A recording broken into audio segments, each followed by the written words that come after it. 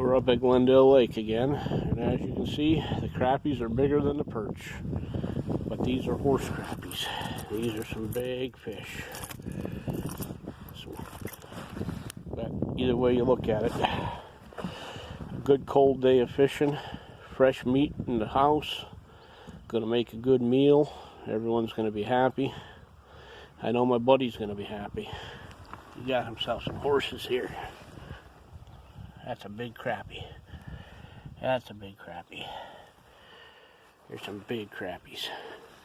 Looks like the biggest are going to tip out at about 11.5.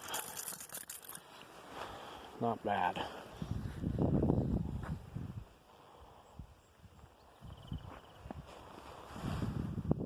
All right, we'll talk to you later.